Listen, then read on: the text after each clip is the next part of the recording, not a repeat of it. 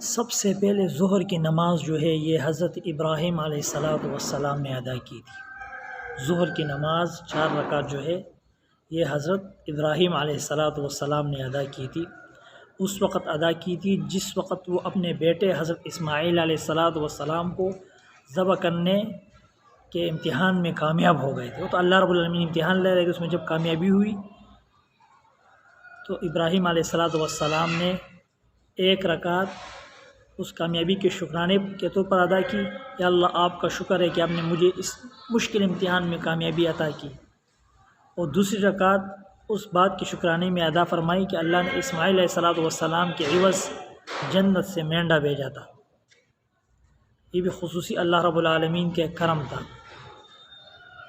اور تیسری رکعت اس وجہ سے ادا کی تھی کہ اللہ نے براہ راست ابراہیم کو پکارا تھا، وَنَادَيْنَاهُ أَن يَا إِبْرَاهِيمُ، یعنی ہم نے ابراہیم کو آواز دی، اے ابراہیم تم نے اپنے خواب قد صدقت الرؤیا، تم نے اپنے خواب سچا کر کے دکھایا۔ تو اسی شکرانے کی اللہ نے براہ راست خطاب کیا تھا، کامیابی کی وعید سنائی تھی، خوشی کی خوشخبری سنائی تھی۔ تو تیسری رکعت اس کے شکرانے میں ادا کی تھی۔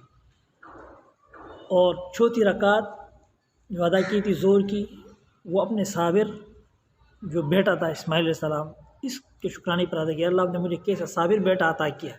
جب میں نے اس سے کہا میں اللہ کے راستے میں قربان کرنا چاہتا ہوں تو اس نے کہا بالکل ٹھیک ہے، جیسا اللہ کا حکم ہے ویسا ہی کرو۔ تو اس صابر اور شاکر بیٹے کے شکرانے کے طور پر چوتھی رکعت ابراہیم علیہ السلام نے ادا کی تھی۔ اور بیٹے نے کہا تھا کہ آپ مجھے صبر کرنے والوں میں پائیں گے، جب آپ مجھے ذبح کریں گے اللہ کے راستے میں قربان کریں گے جس وقت، تو اس وقت میں صبر کرنے والا ہوں گا۔ تو ایسے صابر بیٹے کے شکرانے میں ابراہیم علیہ السلام نے چوتھی رکعت ادا کی تھی۔